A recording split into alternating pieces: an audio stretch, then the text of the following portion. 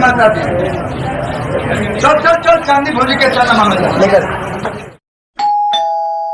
भाभी है भाभी please open the door. English मत बोल ना तो जानी क्यों जा चोर। ए भौजी अब हो काजी हई सब का भीड़ बिटोर के आइल बन लो। चंदा अरे ढंग से बोल। ए भौजी हमनी के बड़का मूर्ति रखतिन जा ओकरे चंदा काटतन जा। कितना काटी भैया? अब ए रुकी रुकी तनी ब्रेक धरी। 5000 अकाउंट काटल जी का। रुकी महाराज देखी राउर भैया सेंट्रल मॉल में गइल बड़े। हमरा पास पैसा नहीं कि हम बिल्कुल कैशलेस हैं। देखा झूठ मत बोलो देबे के पड़ी पिछले। दादा भाजी दादा भाजी दादा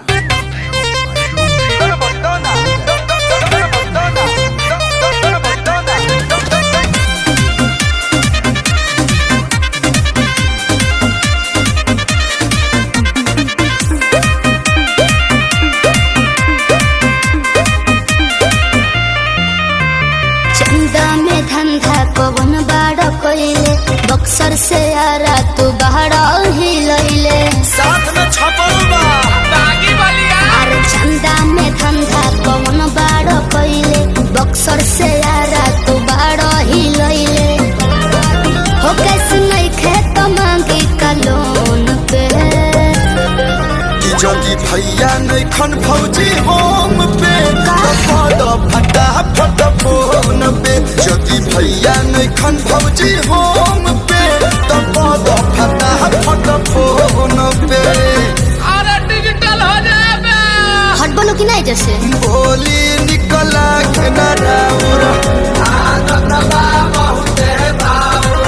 जल्दी कुछ नहीं खेत दे दो। अरे गाँव चल के जमाना बा। मसूरी ले ला क्या? मसूरी ले ला क्या?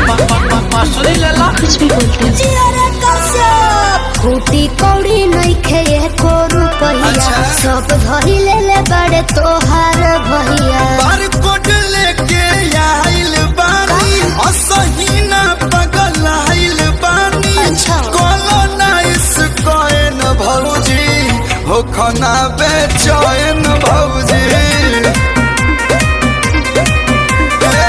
हो खाना बेचैन भौजी।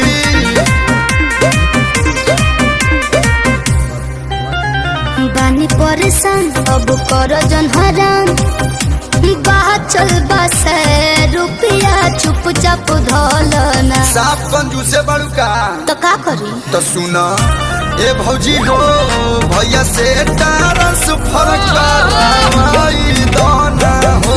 ए भौजी हो भैया से तारस फरक करवाई दाना हो। गता है ना मोबाइल रुको तारा भैया के वीडियो कॉल लगाओ तनी। हेलो हाय देखी जी राउर में दुलरुआ भाई हमरा के परेशान कइले बालो चंदा के नाम पर। हाय नहीं की देते भैया कर दे दो। कितना के रसीद काटती? 1.5 लाख के काटी का ब्याज। चांदा मांगता रहा कि सैलरी मांगता रहा सर। मजाक करता 5100 दे दी। काट दो